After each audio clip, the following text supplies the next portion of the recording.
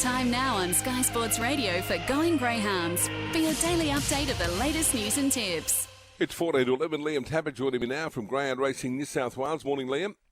Good morning, Cozzy. Going very well today and looking forward to what is set to be a great episode of Going Greyhounds. In today's episode, we'll continue with the theme set by Ronnie yesterday, where we take a look at the upcoming feature night at the Meadows, where we have 3 Group 1 races all to be contested. It's going to be a huge night. We'll speak with trainer of King Cratos, Jason Magri, and get his thoughts on whether or not the King can go back-to-back in Group 1 events at the Temlee. We'll then cross to the voice of greyhound racing in Victoria, Mr. James Van de Maat himself, to get his views on these 3 feature events, along with get a feel for the excitement that's building down there at the Meadows. We'll then quickly take a look at the fields for the Bulleye Gold Cup heats that came out yesterday before going around the grounds ahead of today's racing meet. But before all that, he's the recently crowned Group 1 Paws of Thunder champion. We welcome to Going Greyhounds this morning, Jason Magri. How are you, Jason? Yeah, good day, Liam. How are you? Yeah, very well, thank you. First up, you only won your first ever Group 1 event a few weeks back in the Paws of Thunder. You must be proud to receive an invitation to contest the Temlee. Yeah, I am. That's what you train for. These are the races you want to be trying to win and compete in. So, yeah, it is a good achievement for the dog himself. How did you feel after that Paws of Thunder win? You know, we spoke after the race, but it was your first Group 1. You were overcome with emotion. It must have meant a lot to you. Yeah, it is. It's something you train to do. You want to win them, and it's just you keep running second and second. You go, what am I doing wrong? Why can't I win one? And then all of a sudden things fall into place, and you win one. So yeah, you reap the reward. So yeah, it's good. On to the race itself this Saturday night. He's 1 from 2 out of the red, and his form would suggest that he doesn't mind the inside. Do you like him in the 1? He doesn't mind it, but he's got to do everything right against that quality dog. I would have preferred him better out wide, like in the pink, with something underneath him, like Simon told Helen. That would have been the ideal draw for him, but we've got the red, and that's what we've got to deal with. So just hope he can put it together and get the start right. That's the main thing for him down there. Yeah, well, he's got a bit of talent directly to his outside in Good Odd Serrata, and Simon told Helen, like you said. What do you make of this field overall? Obviously, it's a Group 1 event, so there certainly is some class in it. There sure is. There's 8 quality dogs there. They've all won group races, so the talent's all there.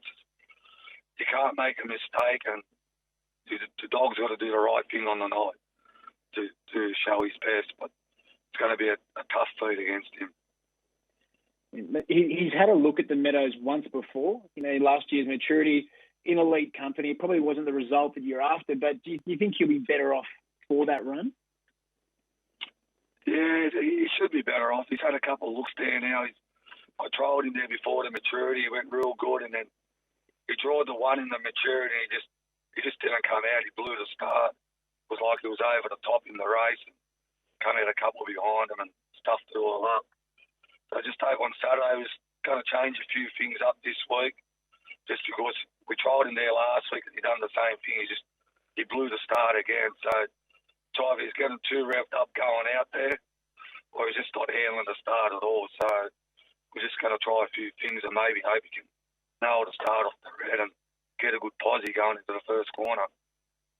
Well, fingers crossed for you. He does nail that start, mate. Let's just quickly touch on the dog. You know, he had a blinding start to his career. You know, he won those 6 straight races, and now he's won 4 on the trot, including that Group 1 Paws of Thunder. Did you always think that he had this ability?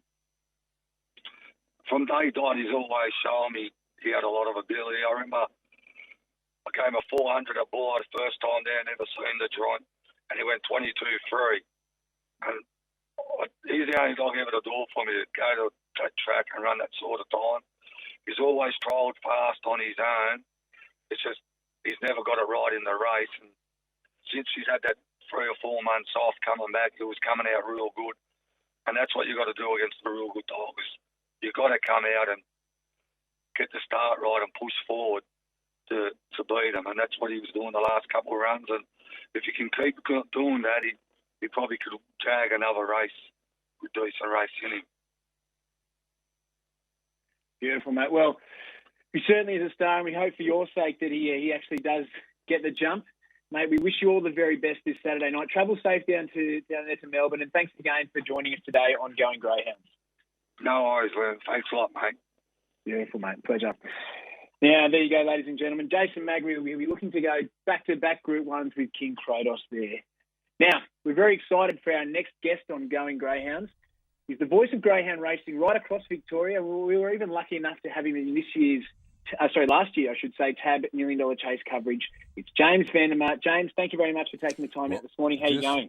Let's wait on James to join us. He'll be there in just a moment. He's been a terrific caller.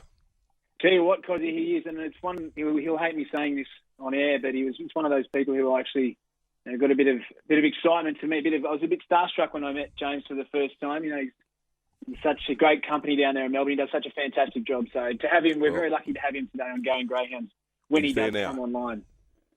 Fantastic, James. Have we got you? Yes, lads. That's a very big introduction. Look, it was an honour to meet you as well, Liam. You're doing a fabulous job up there in New South Wales. So really, really looking forward to this Saturday night. I won't be calling, but I am working at the track, and Ronnie Hawkswell will be the man behind the binocs for the big meeting come Saturday night. Oh, mate. Well, on that Saturday night, even though you won't be calling, mate, we're starting to feel the excitement up here in New South Wales. What's it like down there at the Meadows? 3 Group 1 events. It's going to be a big night.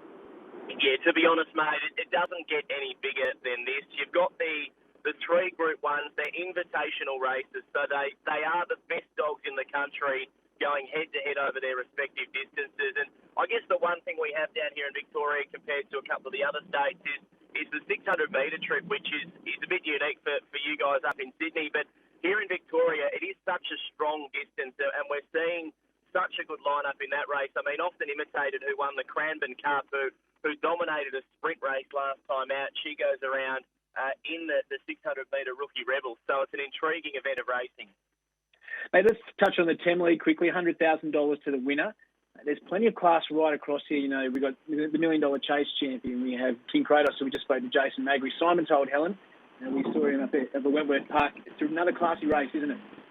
Yeah, it really is, mate. The best breeders in the country, I think, are lined up here. And unfortunately, hearing the news of the scratching of number 7, Western Envoy, so Slingshot Hammer at this stage will jump from box number 7, given there is no more scratchings. And I thought Slingshot Hammer was desperately unlucky not to have won the Bathurst Cup last time out. But of the field, look, it's no secret I'm a massive fan of number 3, Simon told Helen. He's my favourite greyhound to watch. And I think once he leaves the boxes and kicks off the mat, he is the fastest greyhound, I think, of all time. From the point they leave the boxes once he balances until the back of the back straight, he is just so fast.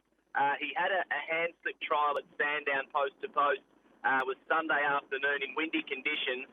He did have the wind behind him as he went down the back straight, but he went 12.41 on a hand slip from the first corner to the back straight. And I don't recall the greyhound going any faster than that. So he's absolutely flying, Simon told Helen. He's got the advantage of slow beginners drawn either side. I know Dave Burnett's fairly confident, but look, it's hard to leave out greyhounds like Whiskey Ride, who of course won the Melbourne Cup. And Oakvale Beauty's a little bit of an underdog, really, because she was right there in the Melbourne Cup. Her form has been outstanding ever since. She dominated that heat up in Sydney when she really pinged the lid. So if she can get out and go, I think she's a big chance. And you add to the mix King Cratos, of course, the Paws winner from Sydney. Held off Feral Frankie, went 29.6 around Wenny Park, so he's got to have a big say from the inside as well. But it's such a hot lineup. Oh, it certainly is. Now, let's talk on to another hot lineup, mate. This one, for me, this one is arguably the race of the night. The Zoom top, you just have to go through the list. We have Tornado Tears up against, the brother Here's Tears, Boom Down, Blooming and Rising, Just Turns, True Detective G. The list goes on. It's fantastic, this stage race, isn't it? Yeah, it really is, mate.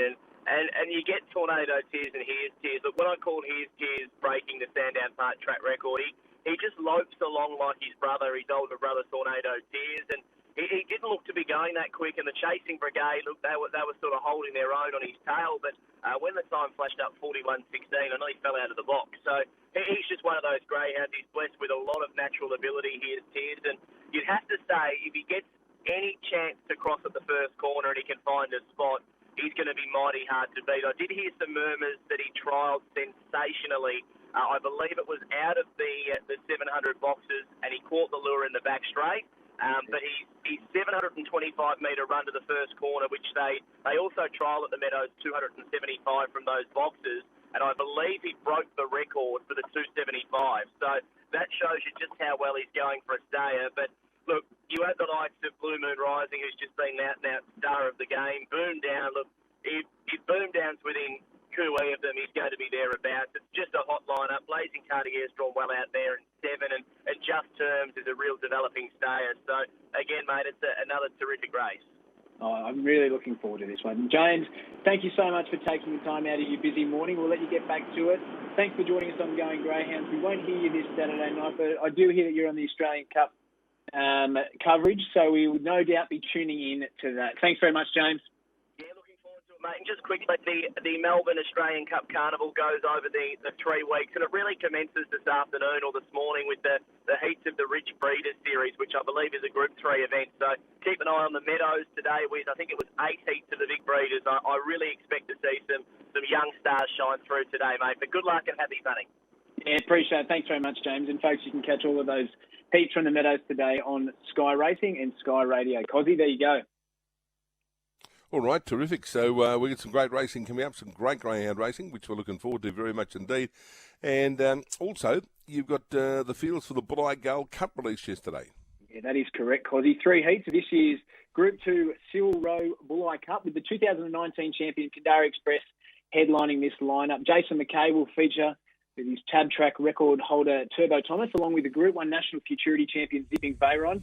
Tennessee Tiger, Knighthood and Hardaway Titan, some of the other notable names featured in this year's event. Heat 1 is set to jump at 8:19 this Saturday night. So if you can't make it to the track, be sure to tune in to Sky Racing or Sky Racing Radio for all the action.